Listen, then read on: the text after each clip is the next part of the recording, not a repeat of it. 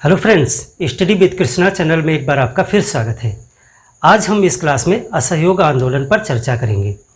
कुछ बिंदु हमने यहाँ पर लिखे हैं। असहयोग आंदोलन एक बहुत बड़ा आंदोलन है। काफ़ी क्वेश्चंस इससे बनते हैं प्रीलिम्स के दृष्टिकोण से और मेंस के दृष्टिकोण से भी एक इम्पॉर्टेंट सेक्शन है ये। असहयोग आंदोलन के साथ में खिलाफत आंदोलन भी चल रहा था, जिसको पिछली क्लास में हमने डिस्कस कर लिया है। यहाँ पर जिन बिंदुओं के अंतर्गत हम इसको डिस्कस करेंगे, पहले हम ये चीज़ें देख लें कि पढ़ने का सीक्वेंस क्या रहेगा। सबसे पहले हम बात करेंगे कि आंदोलन का कारण क्या था। वैसे तो अगर मोटे तौर से देखें तो जलियांवाला बाग हत्याकांड के बाद में ही इस आंदोलन का जो है संचालन गांधी जी ने करने का मन बनाया था, और जलियांवाला बाग हत्याकांड को न्याय दिलाने के लिए ही खास करके जनता में रोष था और यह आंदोलन उसकी परिणति थी।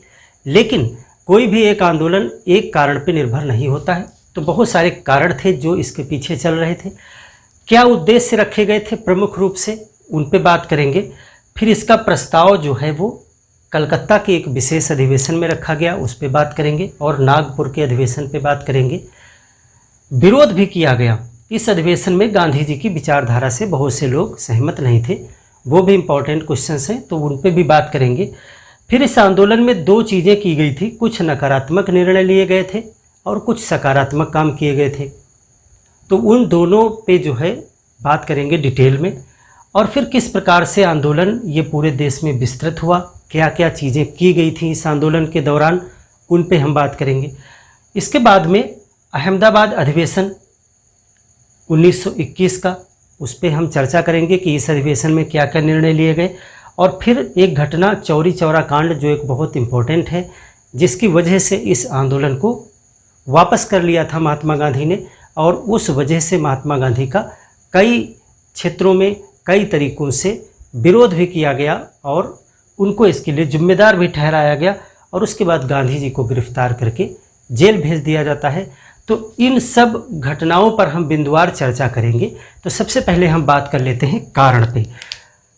कोई भी आंदोलन, जैसा कि हमने बताया, किसी एक कारण की वजह से नहीं होता है। अगर हम पीछे होम रूल मूवमेंट, थोड़ा और पीछे चलते हैं, अगर हम बहिष्कार आंदोलन की बात करें तो जैसे बंगाल का विभाजन के बाद में बहिष्कार आंदोलन हुआ था, तो एक प्रमुख कारण होता है बहिष्कार और स्वदेशी आंदोलन के पीछे कारण था बंगाल का विभाजन। लेकिन कुछ दीर्घकालिक कारण भी होते हैं जो बहुत समय पहले से जनता के अंदर चले आ रहे होते हैं, और जिनकी वजह से जनता जो है असंतुष्ट होती है, क्रोधित होती है, और उस वजह से वो उस आंदोलन में अपने सभी असंतुष्टियों को जो है उजागर करती है। इसके बाद आपने होम रूल मूवमेंट देखा। होम रूल मूवमेंट के पीछे भी आपने देखा बहुत से रीजंस थे। रायलेट सत्याग्रह आपने देखा। रायलेट सत्याग्रह के पीछे वैसे तो एक बड़ा कारण था रायलेट एक्ट का आना, लेकिन क्या सिर्फ रायलेट एक्ट ही उसके पीछे कारण था? वहाँ पर भी हमने देखा था बहुत सारी परिस्थितियाँ देश में बनी हुई थी जिनसे जनता असंतुष्ट थी। और आज हम जब असहयोग आंदोलन 1920 पे बात करने जा रहे हैं, तो मुख्य रूप से इसके पहले जो एक बड़ी घटना हुई है वो हुई है जलियांवाला बाग हत्याकांड, और उसी की वजह से जनता में एक बहुत बड़ा क्रोध है, और वो कहीं ना कहीं तो निकलना ही है। असहयोग आंदोलन उसका एक परिणाम है। लेकिन इसके पीछे बहुत सारे फैक्टर थे। कौन कौन सी चीज़ों से लोग असंतुष्ट थे? ऐसा नहीं है कि आपको कुछ नया लेकर के आना है। यहाँ पर आप एक चीज़ हमेशा ध्यान रखिएगा, जब आप आंसर राइटिंग करने बैठेंगे तो असहयोग आंदोलन, रायलेट एक्ट, क्या इनके लिए आप बहुत सारे अलग अलग कारण निकाल सकते हैं? नहीं निकाल सकते। एक ही जनता है, एक ही देश है, एक ही परिस्थितियाँ हैं, तो सभी आंदोलन के लिए वही सेम कारण थे। कुछ जो है विशेष कारण होते हैं जो आंदोलन के पहले घटित हुए होते हैं। तो जब हम असहयोग आंदोलन पे बात कर रहे हैं तो सबसे प्रमुख कारण यहाँ पर है रायलेट एक्ट का आना, और उसके बाद जलियांवाला बाग हत्याकांड का हो जाना, जिसकी वजह से रायलेट एक्ट के खिलाफ जो आंदोलन चल रहा था, रायलेट सत्याग्रह, वो गांधी जी ने स्थगित कर दिया। जनता के अंदर अब भी क्रोध बना हुआ था और आगे एक आंदोलन की आवश्यकता थी। तो यहाँ पर जो कारण हैं उनमें मुख्य रूप से पहला कारण है जलियांवाला बाग। जलियांवाला बाग हत्याकांड। ये एक कारण है। दूसरा कारण क्या है? अभी हमने बताया कि खिलाफत मूवमेंट चल रहा था जिसमें गांधी जी सपोर्ट कर रहे थे। तो खिलाफत जो है उसको भी एक न्याय दिलाने के लिए इस आंदोलन में उद्देश्य रखा गया था कि खिलाफत जो आंदोलन है उसको भी एक सम्मानजनक न्याय मिलना चाहिए। तो खिलाफत आंदोलन भी इस आंदोलन के पीछे एक कारण है। खिलाफत आंदोलन।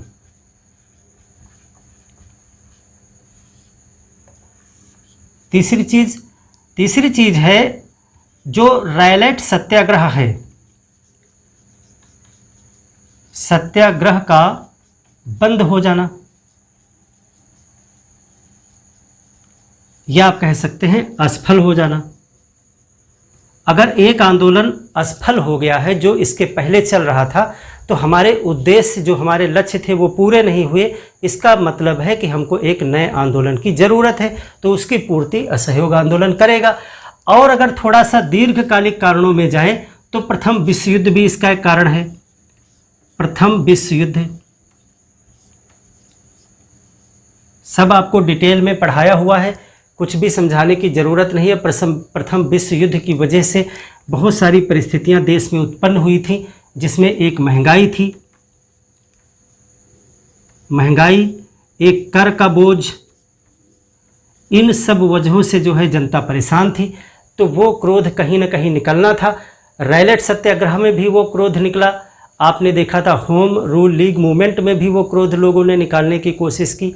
लेकिन जब असहयोग आंदोलन आया तो फिर से वही एक कारण है, कारण वही सेम रहते ही हैं। होम रूल आंदोलन की असफलता। होम रूल मूवमेंट में जो सुशासन के लिए चला जा रहा था, स्वशासन, लोग सुशासन की मांग कर रहे थे, वो भी पूरी नहीं हुई थी। मॉन्टेग्यू चेम्सफोर्ड जो सुधार लाया गया वो लोगों की मांग पर खरा नहीं उतर रहा था। यानी कि जो आपका 1919 में लाया गया मॉन्टेग्यू चेम्सफोर्ड, आपने इसको पढ़ा था, सुधार, ये क्या रहा था? ये असफल रहा। जनता की नज़र में ये असफल रहा क्योंकि इसमें लोगों ने मांग क्या थी? अगर होम रूल आंदोलन की बात करें तो लोग मांग रहे थे स्वशासन।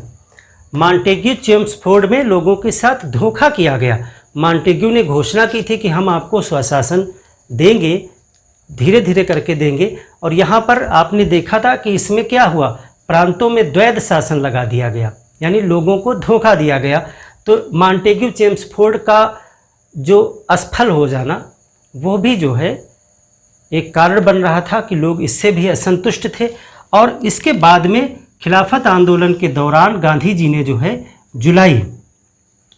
28 जुलाई 1920 यहाँ पर क्या किया था? गांधी जी ने घोषणा की थी, गांधी जी की घोषणा।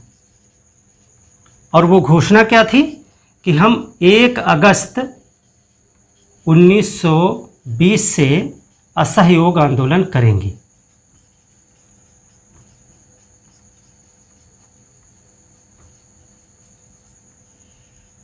ये इतने पॉइंट खास करके हैं। अगर आपको आंसर राइटिंग सिर्फ इतनी बात के लिए दिया जाता है कि असहयोग आंदोलन के पीछे कौन कौन से घटक थे या कौन कौन से कारण थे, तो आपको इन सबको थोड़ा सा विस्तार करके लिखना है।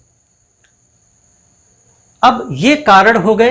अब हम बात करें उद्देश्य, कौन कौन से टारगेट रखे गए थे इस आंदोलन को चलाने के पीछे, क्या क्या उद्देश्य रखे गए थे। तो एक तो सबसे बड़ा उद्देश्य रखा गया था कि जलियांवाला बाग जो हत्याकांड हुआ है उसको न्याय मिले। यानी उसमें जो है सरकार जो लीपापोती, आपने देखा कि हंटर कमेटी बना करके सरकार ने अपने इस कृत्य पर लीपापोती कर दी थी, तो उसको भी एक उद्देश्य बनाया गया। उद्देश्य, इस आंदोलन को हम सेक्शंस में बांट लेंगे तभी जो है आसान रहेगा। कौन कौन से उद्देश्य रखे गए? खास करके 3 प्रमुख उद्देश्य हैं, बाकी आप बहुत सारे उद्देश्य इसमें रख सकते हैं। तीन प्रमुख उद्देश्य कौन से रखे गए थे? एक तो रखा गया था जलियांवाला बाग वाला, जलियांवाला बाग हत्याकांड को न्याय दिलाने के लिए। ये दूसरा जो है इसमें रखा गया था स्वराज्य, स्वराज्य प्राप्ति का प्रयास, स्वराज्य प्राप्ति का प्रयास इसमें किया जाएगा। और तीसरा एक उद्देश्य रखा गया था, चूंकि खिलाफत आंदोलन को साथ लेकर के गांधी जी चल रहे थे, तो खिलाफत को सम्मानपूर्ण न्याय मिले, जो खिलाफत आंदोलन है उसकी मांगों को भी माना जाए, यह असहयोग आंदोलन के उद्देश्य में भी रखा गया था। तो ये तीन प्रमुख उद्देश्य थे जिनकी वजह से गांधी जी ने इस आंदोलन को आगे बढ़ाया। और 1 अगस्त इसके लिए डेट तय की गई, 1 अगस्त 1920। 1 अगस्त 1920 की डेट जो है गांधी जी ने डिसाइड की थी, और उसी दिन जो है हमारे एक प्रमुख लीडर बाल गंगाधर तिलक जो हैं उनकी मृत्यु हो जाती है। पीछे आप बाल गंगाधर तिलक वाले चैप्टर में इसको डिटेल से पढ़ चुके हैं। लेकिन बाल गंगाधर तिलक ने अपनी मृत्यु से पहले ही गांधी जी को इस आंदोलन के लिए समर्थन दे दिया था। इसलिए आपसे कभी कभी क्वेश्चन पूछा जाता है, कौन से प्रमुख नेता ने असहयोग आंदोलन को समर्थन दिया था लेकिन वह इस आंदोलन को देख नहीं सका? तो वो है बाल गंगाधर तिलक। और उन्हीं के सम्मान में जो है इस आंदोलन के दौरान जो है तिलक स्वराज फंड की स्थापना की गई थी। तो ये इसके उद्देश्य थे। अब इसका प्रस्ताव, ये घोषणा की गई, आपने देखा कि जुलाई में महात्मा गांधी ने इसका प्रस्ताव रखा कि हम अगस्त से जो है आंदोलन प्रारंभ कर रहे हैं। लेकिन इसको पास करवाना भी जरूरी था, क्योंकि कांग्रेस जब कभी कोई कार्य बड़ा करना होता था तो उसको अगर कांग्रेस के मंच से किया जाना है तो कांग्रेस के अधिवेशन में उसको पास कराना भी होता था। तो एक विशेष अधिवेशन बुलाया गया, तुरंत जो है वो कलकत्ता अधिवेशन प्रस्ताव रखा गया।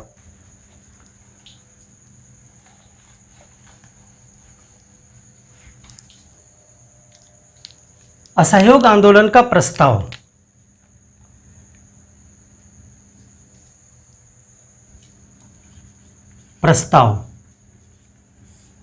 प्रस्ताव कहाँ रखा गया? इसको 2 जगह से पास किया गया है, इसलिए दोनों हम पढ़ेंगे यहाँ पर।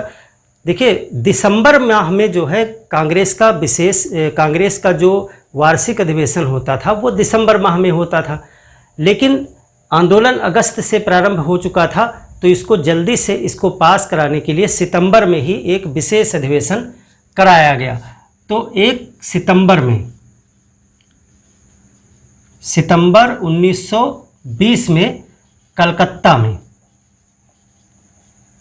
कलकत्ता विशेष अधिवेशन, जो अलग से कराए जाते थे उनको विशेष अधिवेशन कहा जाता था, बाकी वार्षिक होते थे। तो कलकत्ता विशेष अधिवेशन, क्योंकि प्रश्न आपसे पूछा जाएगा कि असहयोग आंदोलन का प्रस्ताव महात्मा गांधी ने कहाँ पास कराया था या किस अधिवेशन में रखा था? तो 1920 के अधिवेशन में रखा गया था, लेकिन ये वार्षिक अधिवेशन में नहीं रखा गया था। इसको जो है विशेष अधिवेशन जो कलकत्ता में हुआ था वहाँ रखा गया था, और वहाँ के अध्यक्ष अलग थे।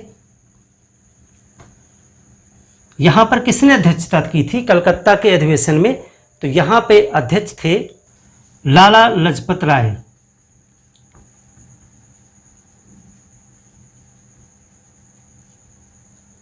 और यहीं पर जो है असहयोग आंदोलन का प्रस्ताव रखा गया। असहयोग आंदोलन का प्रस्ताव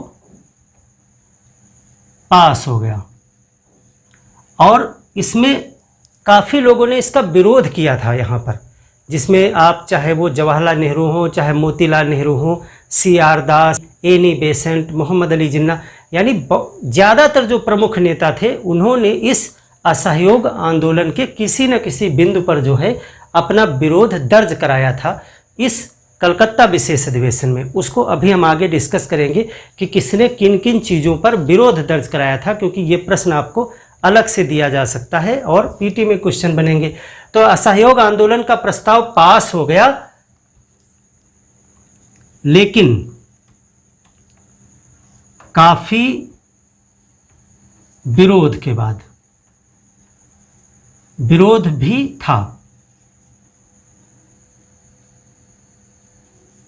हालांकि गांधी जी ने बाद में सभी प्रमुख नेताओं को जो है इस असहयोग आंदोलन में कार्य करने के लिए राजी कर लिया था, लेकिन इस अधिवेशन में नहीं, वो आगे अधिवेशन जो आया।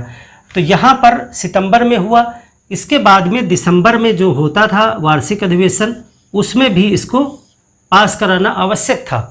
ये तो बीच में एक अधिवेशन करा लिया गया।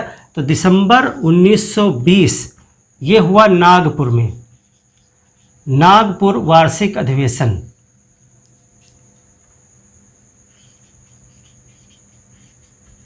वार्षिक अधिवेशन, सब ऐसे ही आप नोट्स पूरा लिख लीजिएगा ताकि आपको चैप्टर अच्छे से समझ में आ जाए। हमने कारण पे बात कर ली, उद्देश्य पे बात कर ली। अब हम प्रस्ताव देखेंगे, 2 जगह कलकत्ता और नागपुर, 2 जगह इसको पास कराना पड़ा था।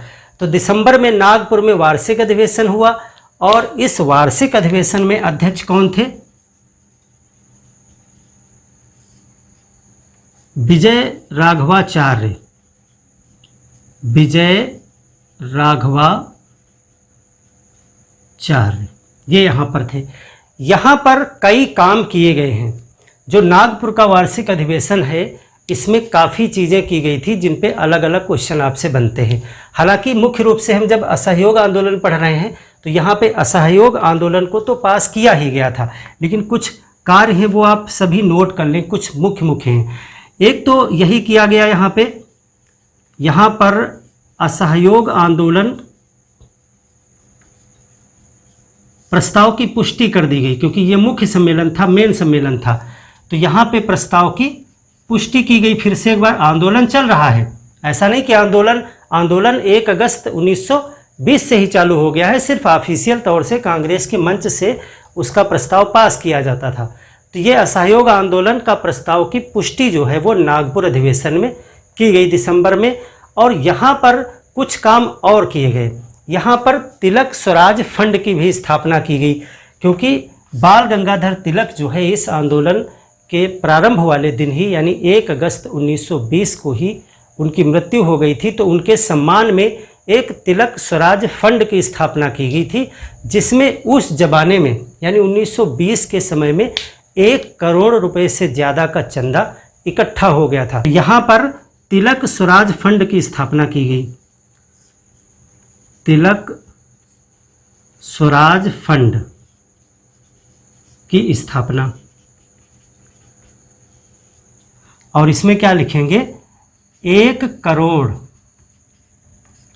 से अधिक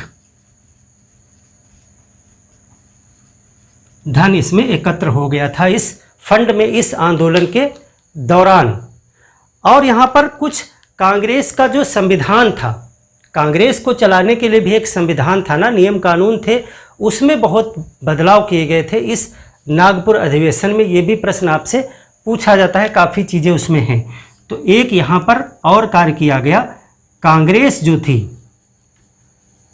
कांग्रेस के संविधान में परिवर्तन भी किया गया था। यहाँ पे संविधान में परिवर्तन, कुछ विशेष परिवर्तन है, उनको आप नोट कर लीजिए। एक तो यहाँ पे सदस्यता शुल्क जो बदल दी गई, सदस्यता शुल्क 4 आना कर दिया गया, कि 4 आना जो आप दे सकता है वार्षिक, वो सदस्य बन सकता है। 21 वर्ष तो आप जानते ही हैं, 21 वर्ष तो होना ही चाहिए। 21 वर्ष का कोई व्यक्ति है, अगर वो 4 आना देता है तो वो सदस्य बन सकता है। एक काम और कहा गया यहाँ पर, हिंदी। पहले काम अंग्रेजी में होता था कांग्रेस का, तो हिंदी एवं क्षेत्रीय भाषा को भी मान्यता दी गई यहाँ पे, क्षेत्रीय भाषा। तो इसके बाद आप देखोगे जब अहमदाबाद का अधिवेशन होगा 1921 में, तो वहाँ पर उर्दू में भी भाषण जो है वो हकीम अजमल खां के द्वारा दिया जाएगा। तो हिंदी एवं क्षेत्रीय भाषा को मान्यता दी गई कि हिंदी में भी काम होगा और क्षेत्रीय भाषा में भी लोग अपनी बातों को रख सकते हैं। एक ये काम इसमें किया गया। और यहाँ पर कहा गया कि हम लोग जो है वार्षिक अधिवेशन करते हैं, साल में एक बार अधिवेशन करते हैं, उसके बाद पूरा साल जो है हम कुछ नहीं करते हैं।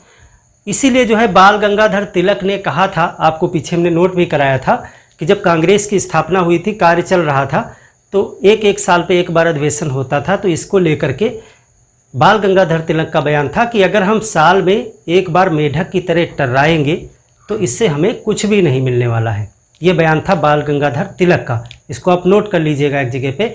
बाल गंगाधर तिलक ने कांग्रेस के अधिवेशन के विषय में कहा था कि वर्ष में एक बार मेढक की तरह टर्राने से हमको कुछ नहीं मिलेगा। और लाला लाजपत राय, वो भी एक गर्म दल के नेता थे, लाला लाजपत राय ने भी कहा था कि ये जो साल में एक बार सम्मेलन होता है, ये शिक्षित भारतीयों का एक वार्षिक मेला है। मेला की संज्ञा दी थी और मेला ख़त्म हो जाता है, फिर हम अपने अपने घर चले जाते हैं। तो यहाँ पर इस नागपुर अधिवेशन में एक काम और किया गया कि यहाँ पर एक कार्यकारी समिति बना दी गई और कहा गया कि ये इसकी बैठकें बीच बीच में होती रहेंगी, जब आवश्यकता पड़ेगी इसकी बैठक कर लिया करेंगे हम, साल में एक अधिवेशन तो होता ही रहेगा। तो यहाँ पर एक 15 सदस्यीय कार्यकारिणी समिति बनाई गई, कार्यकारिणी समिति, और 350 सदस्यीय अखिल भारतीय कांग्रेस समिति ये गठित की गई। ये बना दिया गया यहाँ पर। इन सब चीज़ों के अलावा जो है यहीं पर जो है असहयोग आंदोलन के लक्ष्य भी निर्धारित किए गए थे। असहयोग आंदोलन का प्रस्ताव भी पुष्ट किया गया। तिलक स्वराज फंड की स्थापना की गई। संविधान में कुछ परिवर्तन किए गए और भी किए गए थे, कुछ हमने आपको मुख्य बताए। इसके अलावा क्या किया गया था, यहाँ पे असहयोग आंदोलन के लक्ष्य भी निर्धारित किए गए। असहयोग आंदोलन के लक्ष्य बनाए गए। ये सारी चीज़ें, ये लक्ष्य नहीं है, ये इसमें है। लक्ष्य तो हम पीछे उद्देश्य आपको बता चुके हैं, 3 प्रमुख। एक तो स्वराज्य को बनाया गया, यहाँ पर थोड़ा सा परिवर्तन भी किया गया। यहाँ पर कहा गया कि हम अभी तक जो होम रूल मूवमेंट था उसमें मांग कर रहे थे कि अंग्रेजी शासन के अंतर्गत हमको स्वशासन दे दीजिए। यही तो मांग कर रहे थे कि हम अपना स्वशासन चाहते हैं, लेकिन अंग्रेजी शासन के बाहर नहीं, अंग्रेजी शासन के अंतर्गत, यानी टॉप पर अंग्रेजी शासन ही रहेगा। यहाँ पर असहयोग आंदोलन के लक्ष्य में स्वराज का जो लक्ष्य है उसमें थोड़ा सा परिवर्तन गांधी जी ने किया। यहाँ पर कहा गया कि हम प्रयास करेंगे कि अंग्रेजी शासन के अंतर्गत हमको स्वराज्य मिले, और यदि आवश्यक हुआ तो अंग्रेजी शासन के बाहर भी हम जाएंगे, यानी हम अंग्रेजी शासन के बाहर भी स्वराज्य को हासिल करेंगे। तो यहाँ पर नरमपंथी और गरमपंथी दोनों लोगों को संतुष्ट कर दिया गांधी जी ने, और सभी इसमें जुड़ गए। गांधी जी ने हर एक वर्ग को इस आंदोलन में जोड़ने की कोशिश की थी। तो असहयोग आंदोलन के लक्ष्य भी यहाँ पर निर्धारित हो गए, और स्वराज्य का भी लक्ष्य बनाया गया। स्वराज को 2 कहा गया। एक तो अंग्रेजी शासन के अंतर्गत कोशिश करेंगे, अंग्रेजी शासन के अंदर, या आवश्यकता होगी तो हम क्या करेंगे, अगर ज़रूरत पड़ेगी तो अंग्रेजी शासन के बाहर भी,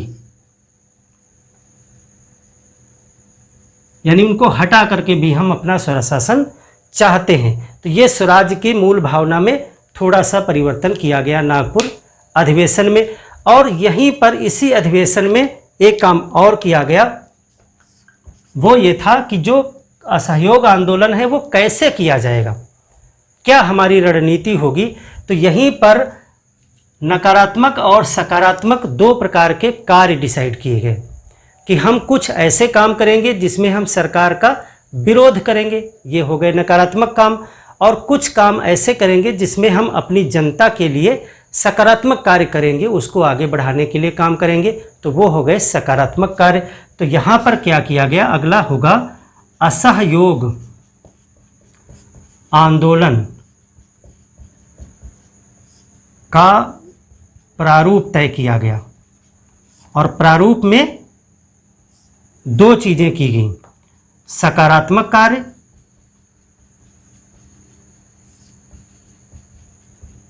और नकारात्मक कार्य। अभी इनको हम डिटेल में पढ़ेंगे, कौन कौन से कार्य थे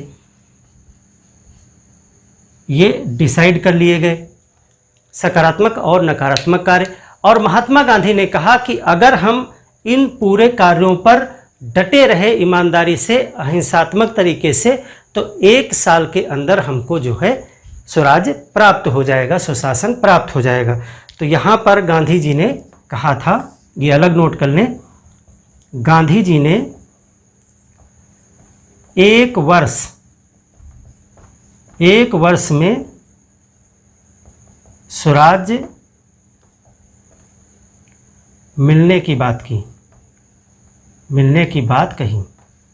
कब? जब हम पूरी ईमानदारी से इस कार्य को करते रहेंगे, पूरी ईमानदारी से। आंदोलन किस प्रकार का होगा? असहयोग आंदोलन यहाँ पर पूरी तरीके से अहिंसात्मक होगा। ये गांधी जी का विशेष फोकस था कि सत्याग्रह का जो तरीका है वो अहिंसात्मक होना चाहिए। इसीलिए ये आंदोलन 2 वर्ष तक चल जाएगा, 20 से लेकर के 22 तक ये चल गया, 2 साल चल गया था, क्योंकि ये अहिंसात्मक तरीके से चलाया जा रहा था।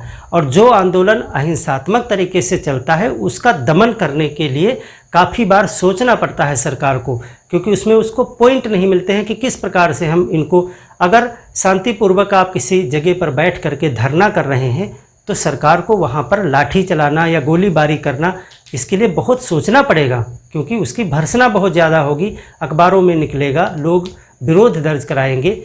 और यदि आंदोलन कोई हिंसात्मक रूप ले ले कि आप गाड़ियां फूंकने लगे, चौकी जलाने लगे, तो फिर आपको गोलियों से वो उड़ा देंगे, फिर वो किसी भी तरीके का दमन कर सकते हैं और आप प्रश्न भी नहीं उठा सकते, क्योंकि तब सरकार ये कहेगी कि आप हमला कर रहे थे। तो ये आंदोलन अहिंसात्मक था, इसीलिए यह आंदोलन और ज़्यादा विशाल हो गया, क्योंकि हिंसात्मक आंदोलन में हर व्यक्ति नहीं जुड़ना चाहता है, क्योंकि उसको अपने जीवन का भी भय रहता है, समाज में भी भय रहता है। लेकिन इस आंदोलन ने नए आयाम खड़े किए और यह बुद्धिजीवियों से लेकर के, पढ़े लिखे लोगों से लेकर के अशिक्षित किसान, मजदूर, निचले तबके तक के लोगों को अपने साथ जोड़ने में सफल हुआ, क्योंकि यहाँ पर इस आंदोलन में 2 कार्य रखे गए थे, सकारात्मक और नकारात्मक। और ये गांधी जी के नेतृत्व में नकारात्मक कार्य से ज़्यादा सकारात्मक कार्यों पर उनका फोकस बहुत रहता था, कि अगर हम असहयोग कर रहे हैं, किसी सरकार के किसी कानून के विपक्ष में जा रहे हैं और अपने समाज में हम सुधार नहीं कर रहे हैं, स्वच्छता, शिक्षा, पढ़ाई लिखाई, स्वावलंबन, खादी, बहुत सारे रचनात्मक कार्य हैं, वो नहीं कर रहे हैं, तो फिर सिर्फ विरोध विरोध विरोध करने से समाज की भलाई नहीं हो सकती है। क्योंकि ये जो कुछ भी किया जा रहा है वो अपने देश के लोगों को अंततः आगे बढ़ाने के लिए ही तो कर रहे हैं। और ऐसा आगे बढ़ाना क्या, असहयोग आंदोलन में हमने कहा कि आप अपनी सरकारी नौकरी छोड़ दीजिए, वकालत छोड़ दीजिए, पदवियां अपनी वापस कर दीजिए, आप सरकारी कॉलेज, स्कूल, विश्वविद्यालय का बहिष्कार कर दीजिए, सेना में मत भर्ती होइए, कोई भी सरकारी योजनाओं का लाभ मत लीजिए। तो इसमें जनता का सिर्फ नुकसान ही तो है। और आप अगर इसके साथ साथ जनता का भला करने की बातें नहीं कर रहे, तो फिर उधर से नुकसान झेल करके जब वो इधर इस कैटेगरी में आके खड़ा होगा तो फिर उसको लगेगा कि मेरे साथ धोखा हो गया, मेरी नौकरी चली गई, मेरा व्यवसाय चला गया और यहाँ कुछ भी मुझे नहीं मिला। तो गांधी जी ने कहा दोनों चीज़ पे फोकस होना चाहिए, तो इसको तय किया इन्होंने। तो ये हो गए हमारे प्रस्ताव में कलकत्ता अधिवेशन और नागपुर अधिवेशन। अब हम बात करेंगे विरोध पे, कि गांधी जी का इस असहयोग का जो पूरा खाका था, जो तरीका था, इसमें प्रारंभ में जब कलकत्ता विशेष अधिवेशन हुआ तो उसके बाद लोगों ने अपना विरोध दर्ज कराया, अलग अलग प्रतिक्रियाएं हुई, अलग अलग लोगों ने इसमें विरोध दर्ज कराया था, उस पे बात करेंगे हम किन किन लोगों ने क्या क्या कहा, यानी उनको किन किन मुद्दों पर आपत्ति थी, वो आपसे पूछे जा सकते हैं और आंसर राइटिंग में आपको लिखना पड़ सकता है। क्योंकि यदि आप कह रहे हैं कि गांधी जी का विरोध किया था, तो कुछ साक्ष्य आपके पास होने चाहिए कि क्या विरोध किया गया, किन बातों को लेकर विरोध किया गया। तो अब हम बात कर लेते हैं विरोध पे। तो देखिए, हर व्यक्ति ने विरोध नहीं किया, और बाद में गांधी जी का प्रभाव इतना था कि उन्होंने सभी प्रमुख नेताओं को असहयोग आंदोलन के लिए राजी कर लिया था। लेकिन शुरुआत में क्या क्या बातें थीं वो देखें। चलिए, सबसे पहले हम बात कर लेते हैं एनी बेसेंट की। एनी बेसेंट ने, जब हमने रॉलेट एक्ट आपको पढ़ाया था तो भी बताया था कि होम रूल मूवमेंट जब समाप्त हुआ, मॉन्टेग्यू घोषणा हुई, तो एनी बेसेंट ने, चूंकि ये संवैधानिक सुधार के जो तरीके होते थे उसमें विश्वास करती थी, लीगल तरीका, तो मॉन्टेग्यू ने घोषणा की कि हम लीगल तरीके से आपको जो है एक स्वशासन देने की प्रक्रिया शुरू करने जा रहे थे। तो एनी बेसेंट ने उसको स्वीकार कर लिया था। उसके बाद जब रॉलेट एक्ट आया और महात्मा गांधी ने इसके विरोध के लिए रॉलेट सत्याग्रह का आयोजन करना शुरू किया, तो एनी बेसेंट ने गांधी जी को कहा था कि राजनीतिक बच्चा है ये, यानी इनको राजनीति में ज्ञान नहीं है, और ये जो तरीका लेकर के आए हैं ये उचित नहीं है, संवैधानिक नहीं है। अब जब असहयोग आंदोलन शुरू हुआ तो वैचारिक मतभेद गांधी जी के प्रति एनी बेसेंट के रॉलेट एक्ट के ही समय से हैं, तो असहयोग आंदोलन में भी तो पूरी प्रक्रियाएं वही हैं। तो यहाँ पर भी एनी बेसेंट ने विरोध किया। एनी बेसेंट ने संवैधानिक तरीके से विरोध, संवैधानिक तरीका होना चाहिए।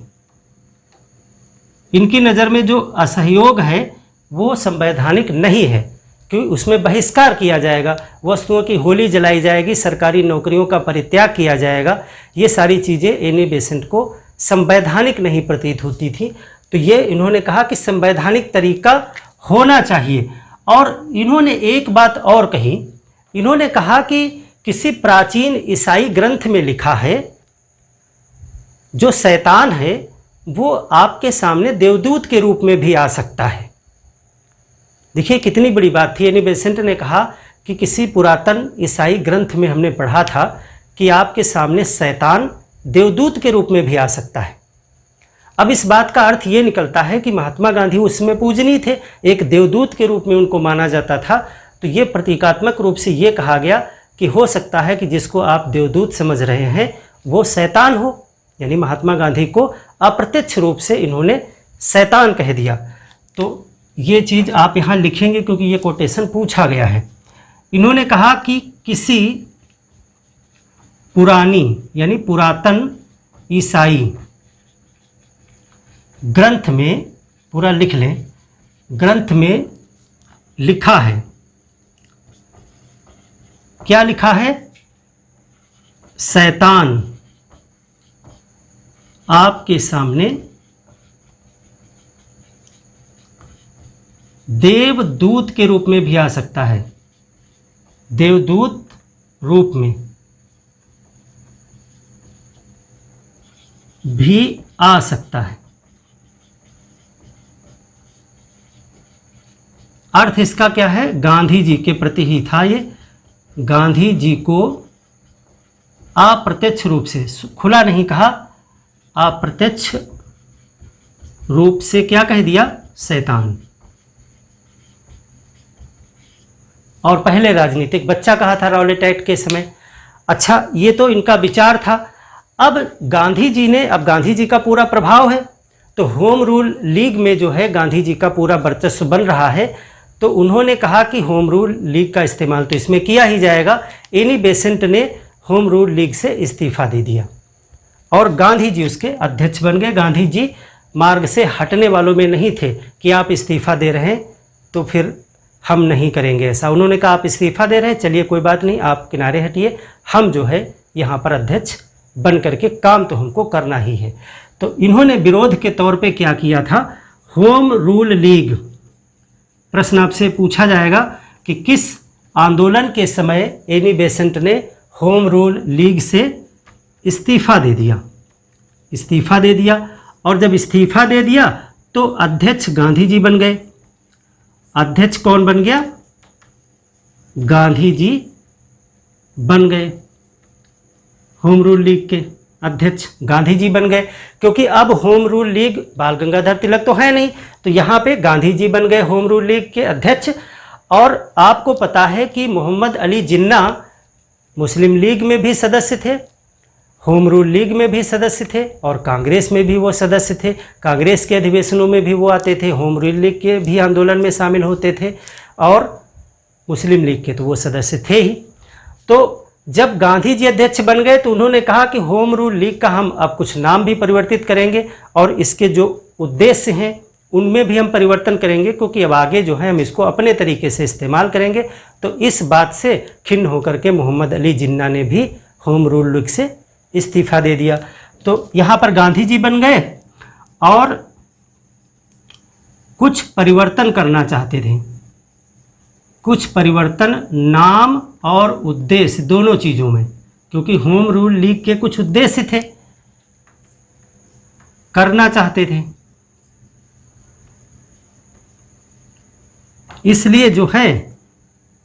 इसलिए मोहम्मद अली जिन्ना इन्होंने भी इस्तीफ़ा दे दिया। तो ये हो गया एनी बेसेंट के विरोध का कारण, और इतनी ये घटनाएं जो आपसे प्रश्न बन सकते हैं। मोहम्मद अली जिन्ना व्यक्तिगत रूप से असहयोग आंदोलन के पक्ष में थे या कैसा इनका विचार था, ये भी आपसे बनेगा। तो दूसरे जो व्यक्ति को हमें पढ़ना है वो मोहम्मद अली जिन्ना, हेडिंग डाल लीजिए आप। इनका क्या विचार था? मोहम्मद अली जिन्ना। हम विरोध पढ़ रहे हैं तो सभी लोगों का पढ़ेंगे जो प्रमुख हैं, इनका क्या विचार था। तो मोहम्मद अली जिन्ना का पहले भी मैं बता चुका हूँ, इनको इस बात से आपत्ति थी कि खिलाफत आंदोलन और असहयोग आंदोलन को आपस में मिलाया जाए, क्योंकि अली बंधुओं का जो ये धार्मिक मूवमेंट था, एक खिलाफत आंदोलन और असहयोग आंदोलन एक राजनीतिक गतिविधि है, ये ब्रिटिश शासन के विरुद्ध है। तो इन दोनों को आपस में मिलाना ये मोहम्मद अली जिन्ना के दृष्टिकोण से सही नहीं था। तो इन्होंने जो है खिलाफत, शॉर्टकट में लिख लेंगे, खिलाफत और असहयोग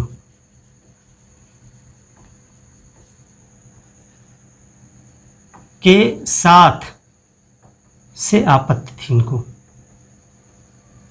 इसीलिए इन्होंने विरोध किया। मोतीलाल नेहरू, अब देखिए कई नाम हैं वो दर्ज करें। मोतीलाल नेहरू, देश बंधु चित्तरंजन दास,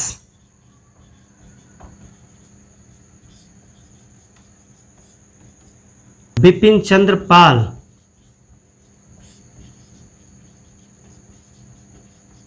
इनके क्या विचार थे? इनको एक ही सेम आपत्ति थी, इनको एक साथ नोट कर लेंगे। देखिए, जब असहयोग आंदोलन के यहाँ पर लक्ष्य निर्धारित किए गए नकारात्मक और सकारात्मक कार्य, तो उसमें ये कहा गया कि जो मॉन्टेग्यू चेम्सफोर्ड सुधार में चुनाव की प्रक्रिया लाई गई थी, 1920 में चुनाव होने थे पहली बार, तो उस चुनाव का बहिष्कार किया जाएगा। यानी जो भारत सरकार अधिनियम 1919 के तहत 1920 में चुनाव होने थे, उन चुनाव का हम बहिष्कार करेंगे। तो यहाँ पर मोतीलाल नेहरू, देशबंधु चित्तरंजन दास, जिनको CR दास के नाम से जानते हैं, और बिपिन चंद्र पाल, इन लोगों को आपत्ति थी कि हम केंद्रीय विधान परिषद के चुनाव का बहिष्कार क्यों करें। ये भी तो हो सकता है कि हम चुनाव लड़ें और विधान परिषद में पहुँचे, वहाँ के सदस्य बने, और फिर सदस्य बन करके वहाँ भी जा कर के हम असहयोग कर सकते हैं। जो विधेयक आएंगे उनको पारित करवाते वक्त, बजट पे बहस करते वक्त, वहाँ भी तो हम सरकार का असहयोग कर सकते हैं। लेकिन गांधी जी क्या चाहते थे? गांधी जी चाहते थे कि पूर्ण बहिष्कार हो सरकारी नौकरियों का, कुछ भी शिक्षा हो या वस्तुएं हो, कोई भी चीज़ हो, चाहे चुनाव हो, उनका पूर्ण बहिष्कार होना चाहिए। तो इनको आपत्ति क्या थी? इनको केंद्रीय विधान परिषद, केंद्रीय विधान परिषद के चुनाव बहिष्कार से आपत्ति थी। हालांकि सभी को गांधी जी ने आगे शामिल कर लिया अपने आंदोलन में, सभी को संतुष्ट कर लिया था और चुनाव का बहिष्कार किया भी गया। सिर्फ कुछ एक जो कांग्रेस के नेता थे वो लोग चुनाव में शामिल हुए, बहुत कम, लेकिन बाकी इन सब लोगों ने चुनाव का बहिष्कार किया था। लेकिन आपत्ति की वजह ये थी, और आप देखेंगे कि मोतीलाल नेहरू और CR दास मिल करके बाद में जब चौरी चौरा कांड के बाद में आंदोलन वापस हो जाएगा तो ये इतना दुखित हो जाएंगे कि ये फिर एक नई पार्टी बना लेंगे और कहेंगे कि हम स्वराज पार्टी बनाएंगे और कहेंगे अब हम चुनाव लड़ेंगे और चुनाव लड़के हम विधायिका में पहुँचेंगे और वहाँ जा कर के हम अपना आंदोलन चलाएंगे। यानी संसद में बैठ करके, विधानसभा में या विधान परिषद में बैठ करके भी तो आप असहयोग कर सकते हैं। तो उनके विचार ये थे कि हम वहाँ जब कोई विधायक आएगा, उसमें कोई विधेयक आएगा तो उसमें जो भी हमें चीज़ें पसंद नहीं होंगी उनका विरोध करेंगे, तो नई पार्टी भी इसी वजह से बनाएंगे जाके आगे। तो इनको इस चुनाव के बहिष्कार से आपत्ति थी। रविन्द्रनाथ टैगोर, इनका विचार भी आपसे पूछा जा सकता है कि रविन्द्रनाथ टैगोर का क्या विचार था इसको लेकर के। तो जैसा 1905 के बाद में स्वदेशी बहिष्कार आंदोलन में आपने देखा था कि रविन्द्रनाथ टैगोर का विचार ये था कि जो वस्तुओं का होली जलाई जाती है या शिक्षा का बहिष्कार किया जाता है ये ठीक नहीं है, क्योंकि इससे जो है भारत के युवाओं का कैरियर आगे खराब होता है और बर्बादी होती है। होली जो वस्तुओं की जलाई जाती है उसको इन्होंने कहा था कि यह एक जो है अविवेकी कार्य है और यह संपत्ति की निष्ठुर बर्बादी है। प्रश्न आपसे पूछा जाता है कि वस्तुओं की, विदेशी वस्तुओं की होली जलाए जाने को किसने जो है निष्ठुर बर्बादी कहा है? तो वो कहा है रविन्द्रनाथ टैगोर ने। तो यहाँ पर इनको किन किन चीज़ों से आपत्ति थी? खास करके इनको बहिष्कार से। बहिष्कार यानी वस्तुओं की होली जलाए जाना, वस्तुओं की होली, इससे इनको आपत्ति है। होली जलाने को निष्ठुर बर्बादी कहा, निष्ठुर बर्बादी, और इसको कहा इन्होंने अविवेकी, यानी बिना विवेक के अविवेकी कार्य, ये इन्होंने बताया। बहिष्कार से इनको आपत्ति थी कि ऐसा नहीं होना चाहिए। खास करके शिक्षा के बहिष्कार से तो बहुत ज़्यादा आपत्ति थी रविन्द्रनाथ टैगोर को। और सुरेंद्र नाथ बनर्जी के नेतृत्व में 1918 में आपको हमने बताया था कि जब मॉन्टेग्यू चेम्सफोर्ड सुधार वाला मामला आया था तो उस समय जो है कांग्रेस में दो गुट हो गए थे और कुछ लोगों ने सुरेंद्र नाथ बनर्जी के नेतृत्व में एक नई पार्टी का गठन किया था। वो पार्टी थी national liberal federation. National liberal federation यानी राष्ट्रीय जो उदारवादी दल। तो उसके अध्यक्ष थे सुरेंद्र नाथ बनर्जी। वो लोग भी चुनाव का बहिष्कार का विरोध कर रहे थे और उन्होंने चुनाव में भाग लिया था और कुछ सीटें जीती भी थीं। तो उनके विषय में भी आप नोट कर लें कि सुरेंद्र नाथ बनर्जी, सुरेंद्र नाथ बनर्जी की कौन सी पार्टी थी? पार्टी बनी थी 1918 में। पीछे आपको याद भी होगा जब दूसरा विभाजन हुआ था, पार्टी का नाम था नेशनल लिबरल फेडरेशन। इन्होंने क्या किया? इन्होंने भी विरोध किया था, चुनाव के बहिष्कार का विरोध किया इन्होंने। चुनाव के बहिष्कार पर आपत्ति थी इनको और चुनाव में शामिल भी हुए, चुनाव में भाग लिया। इस पार्टी ने चुनाव में भाग लिया था। बाकी जिनको आपत्ति थी इन्होंने भाग नहीं लिया था, यानी आपत्ति थी और बाद में, यहाँ पे आप लिख भी लें कि बाद में बहिष्कार किया के लिए राजी। यानी गांधी जी ने सबको मना लिया था, लेकिन ये दल जो था इन्होंने, इनके दल के कैंडिडेट जो है वो खड़े हुए इलेक्शन में और कुछ सीटें जीती भी, और वहाँ जाकर भी उद्देश्य सबका एक ही था। देखिए यहाँ पर वैचारिक मतभेद नेताओं के बीच में बहुत से थे, लेकिन सबका एक ही उद्देश्य था, किसी न किसी तरीके से अपने देश को आगे बढ़ाना। तो सब अपने अपने तरीके से जुटे रहे। जैसे एनी बेसेंट भी जो है अपने संवैधानिक तरीके से विरोध करती रहीं, लेकिन गांधी जी के साथ उनके वैचारिक मतभेद बने रहे।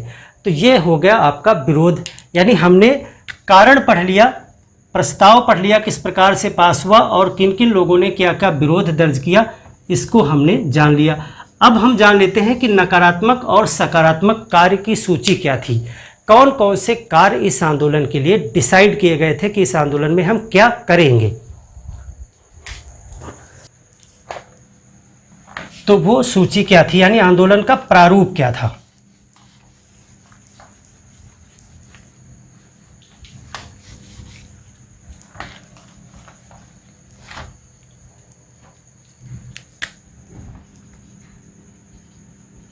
असहयोग आंदोलन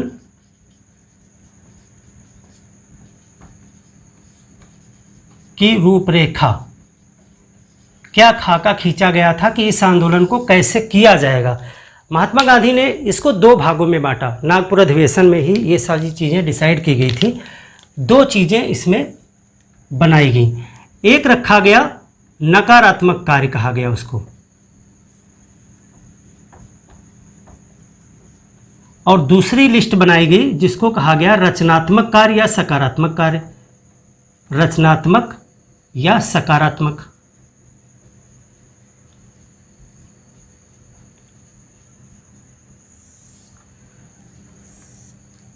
तो नकारात्मक कार्य हम कौन कौन से करेंगे, इसमें लिस्ट में कहा गया कि इतने काम हमको नकारात्मक रूप से करने हैं, यानी सरकार के साथ असहयोग करना है, कोई भी हेल्प नहीं करेंगे सरकार की। जैसे कि सरकार आपसे कहती है कि देश में लॉकडाउन लगेगा आज से, तो अगर हम लॉकडाउन करते हैं तो ये क्या हुआ, सहयोग। सरकार कहती है कि देश में लॉकडाउन लगेगा और हम कहते हैं कि लॉकडाउन नहीं लगेगा, हम अपनी दुकान खोलेंगे, तो ये क्या हुआ, सरकार के साथ असहयोग, यानी नकारात्मक कार्य करना, उल्टा करना। तो नकारात्मक कार्य में क्या क्या रखा गया, इसमें कहा गया कि हम बहिष्कार करेंगे, इसमें बहिष्कार करेंगे। और किन किन चीज़ों का बहिष्कार करेंगे, इसमें सबसे पहली बात कहा गया कि सरकारी जितनी भी उपाधियां हैं, सरकारी उपाधियां, पदक, इनका बहिष्कार करेंगे। सरकारी शिक्षा, बहुत सारे पदक और उपाधियां या जो है पद नाम, ये सब अंग्रेज सरकार दिया करते थे लोगों में। क्यों देते थे सरकार, देखिए अगर इस पे विचार करें थोड़ा सा कि आपके संविधान में भी, आप हमें कमेंट करके बताइए कि उपाधियों का अंत, यानी किसी व्यक्ति को कोई उपाधि नहीं प्रदान की जाएगी, ये किस संविधान के किस आर्टिकल में ये प्रबंध किया गया है कि उपाधियों का अंत कर दिया जाएगा। अच्छा आप ये सोचिए कि उपाधियों का अंत करने की क्या ज़रूरत है। अगर कोई व्यक्ति, सरकार मुझे कह देती है कि मैं बहादुर खान हूँ, मैं बहुत बहादुर हूँ, या मुझे कह देती है कि आप जो है शेर हैं, शेर की उपाधि दे दी मुझे, लायन की उपाधि दे दी, तो क्या इससे क्या नकारात्मक चीज़ होती है। तो अंग्रेज ऐसा क्यों करते थे, वो किसी को कह दिया कि आप राय बहादुर हो, किसी को कहा कि आप शेर बहादुर हो, किसी को कुछ दे दिया, किसी को कैसरे हिंद दे दिया, किसी को कुछ भी पद दे दिया। तो ये इसलिए करते थे, उनका उद्देश्य था कि समाज में बहुत सारे लोगों को अपनी तरफ आकर्षित कर लेना।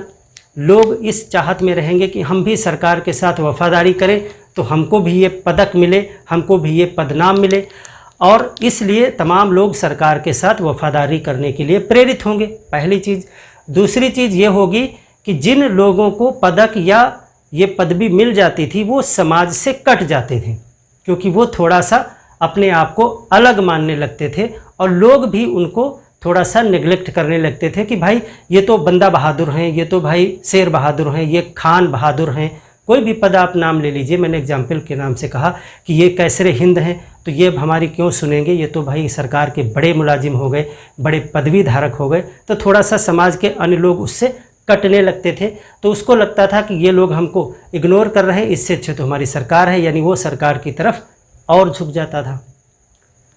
तो ये सब पदवी को प्राप्त करने के बाद में नकारात्मकता समाज में आती थी। इसीलिए जो है जब भारत आज़ाद हुआ तो एक आर्टिकल बना करके, आप उस आर्टिकल का नंबर हमें कमेंट करके बताइए, पदवियों का अंत कर दिया गया और कहा गया सिर्फ जो है शैक्षणिक पदवी, जैसे डॉक्टर है, इंजीनियर है, मास्टर है, या पीएचडी करने के बाद आपको डॉक्टर लगाने का अधिकार मिल जाता है, एमबीबीएस करने के बाद आपको डॉक्टर लगाने का अधिकार मिल जाता है। तो शिक्षा के आधार पर जो अर्जित की गई हैं उनको छोड़ करके बाकी जितने भी उपाधियां हैं वो आप अपने नाम के आगे नहीं लगा सकते। यहाँ तक कि जो पद्म विभूषण, पद्म श्री, भारत रत्न ये दिए जाते हैं पद, ये भी तो उपाधियां हैं, इनको भी आप अपने नाम के आगे नहीं लगा सकते हैं कि मैं भारत रत्न कृष्णा यादव हूँ। ऐसा मैं नहीं कह सकता। मैं ये कह सकता हूँ कि मेरा नाम कृष्णा यादव है और मैंने भारत रत्न प्राप्त किया है, लेकिन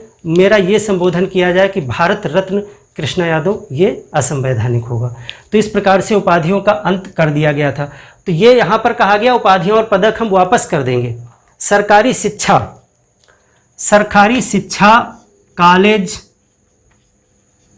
स्कूल, कुछ भी जो है उनका बहिष्कार करेंगे,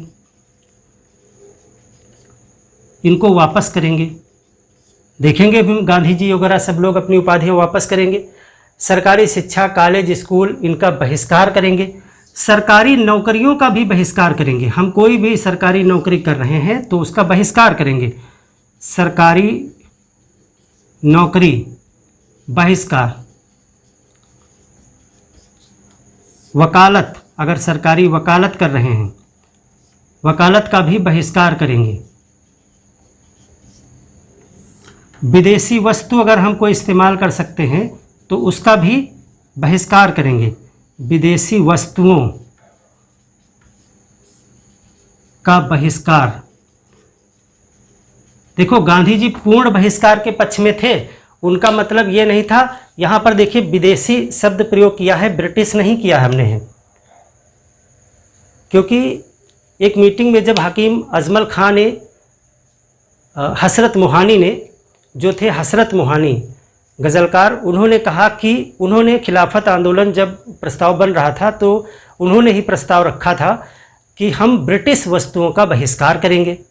तो गांधी जी ने उस पर आपत्ति की कि ब्रिटिश वस्तुओं का बहिष्कार नहीं, विदेशी वस्तुओं का बहिष्कार। ऐसा नहीं कि सिर्फ ब्रिटेन से जो चीज़ें आ रही हैं उनका हम बहिष्कार करें और जापान, अमेरिका, फ्रांस, इन जगहों से जो चीज़ें आ रही हैं उनका हम प्रयोग करें। तो अगर आप सिर्फ टारगेट बना करके एक देश की वस्तुओं का बहिष्कार करेंगे, दूसरे देश की वस्तुओं का उपयोग करेंगे, तो इससे एक दूरगामी नकारात्मक परिणाम होगा। क्या परिणाम होगा? गांधी जी का विचार क्या था? उन्होंने कहा कि इससे हम अच्छी और खराब दोनों ही प्रकार की वस्तुओं का विरोध करने के आदी हो जाएंगे और हो सकता है भविष्य में कोई एक अच्छी चीज़ हो जिसको हमें एक्सेप्ट करना चाहिए तो हम उसको भी एक्सेप्ट नहीं करेंगे और फिर विदेशी इससे रिश्ते बिगड़ते हैं, क्योंकि हम एक ही देश से क्यों विरोध करें। अगर हम स्वदेशी को बढ़ाना चाहते हैं तो फिर हम पूरी तरीके से स्वदेशी को क्यों नहीं बढ़ाते। अगर हम कहते हैं कि ब्रिटिश वस्तु का बहिष्कार कर रहे हैं तो ये स्वदेशी को बढ़ावा देना नहीं हुआ, क्योंकि हम ब्रिटेन का बहिष्कार करेंगे, अमेरिका की चीज़ खरीद लेंगे। तो अगर हमें स्वावलंबी बनना है, अगर हमें स्वदेशी को बढ़ाना है तो फिर पूरी तरीके से विदेशी वस्तु का बहिष्कार होना चाहिए। तो यहाँ पर विदेशी वस्तुओं का बहिष्कार लिखा है। इसके बाद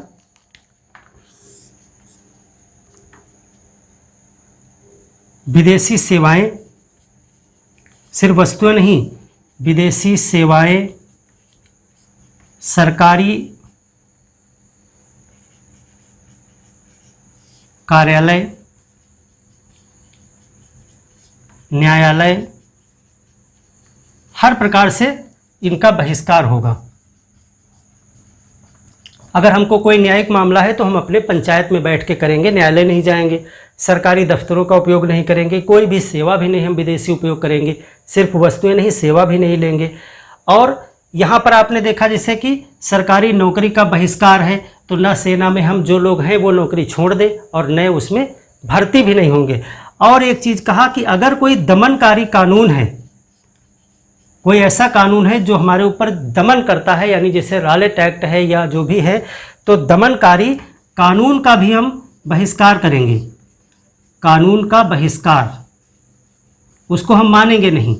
और इतना ही नहीं, अगला स्टेप इन्होंने कहा कि इन सब का बहिष्कार करते हुए यदि सरकार हमारी मांगों को नहीं मानती है तो अगला कदम क्या होगा। अगला कदम भी डिसाइड कर दिया यहीं पर कि अगला कदम होगा सविनय अवज्ञा। सविनय अवज्ञा क्या होता है, इसमें कर, लगान और कानून का उल्लंघन किया जाता है। सविनय यानी कि अगर आप इस विरोध से नहीं मानते हैं तो फिर हम अगले स्टेप पे जाएंगे। असहयोग का अगला स्तर होता है अवज्ञा, तो वहाँ पर हम कर नहीं देंगे, लगान नहीं देंगे और आपके फिर हम, अभी तो यहाँ पे सिर्फ कहा गया दमनकारी कानून का बहिष्कार, फिर हम सभी कानूनों का उल्लंघन करेंगे। और वो किस प्रकार से होगा, सविनय यानी अहिंसात्मक रूप से प्लीज कह करके। तो ये प्रेम से हम अवज्ञा भी करेंगे। तो आप आगे देखेंगे कि इसको आंदोलन जब ये अपने चरम पर होगा, और गांधी जी ने कहा था कि 1 साल में मिल जाएगा हमको स्वराज्य, जब 1 साल में नहीं मिलेगा तो गांधी जी कहेंगे, अब हम बरदौली में थे, बरदौली में गांधी जी ने घोषणा की कि अब हम सविनय अवज्ञा की तरफ जाएंगे। लेकिन इससे पहले सविनय अवज्ञा शुरू हो पाता, चौरी चौरा कांड हो गया और आंदोलन बंद हो गया। लेकिन उसके लगभग 8 साल बाद 1930 में गांधी जी ने सविनय अवज्ञा आंदोलन चलाया था और नमक कानून को तोड़ करके इसका शुभारंभ किया था। तो ये हो गए आपके नकारात्मक कार्य। अब रचनात्मक कार्य में क्या क्या रखा गया वो भी आप देख लें कि कहा कि ये तो नकारात्मक रूप से हम करेंगे। सकारात्मक रूप से 18 कार्य की लिस्ट गांधी जी ने बनाई थी, लेकिन धीरे धीरे उसमें कार्य जो है अलग अलग नेताओं के द्वारा बढ़ाते चले गए और बहुत सारे कार्य रचनात्मक कार्य में शामिल हो गए। तो ये रचनात्मक कार्य में क्या क्या थे मुख्य करके वो देखें। सभी आप जानते हैं कॉमन रूप से जो कार्य गांधी जी अपने आंदोलनों में किया करते थे वो सारे कार्य इसमें रखे जाएंगे। मूल रूप से आपसे कभी क्वेश्चन आ सकता है कि 18 कार्य की सूची बनाई थी गांधी जी ने, लेकिन उसमें फिर आगे सलाह से काफ़ी कार्य हो गए थे। तो कुछ प्रमुख कार्य यहाँ पर हम लिख लेंगे, सभी आपको याद करने की ज़रूरत नहीं है, लेकिन आपको कुछ कंटेंट चाहिए होगा आंसर राइटिंग के लिए। एक तो कौमी एकता की बात की गई, कौमी एकता कि हम कौमी एकता, हिंदू मुस्लिम एकता बढ़ाने पर बात करेंगे, उसके लिए प्रयास करेंगे, एक चीज़। दूसरा कहा गया कि हम मद्य निषेध, मदिरापान से दूर रहेंगे, इसके लिए प्रयास किए जाएंगे। अस्पृश्यता,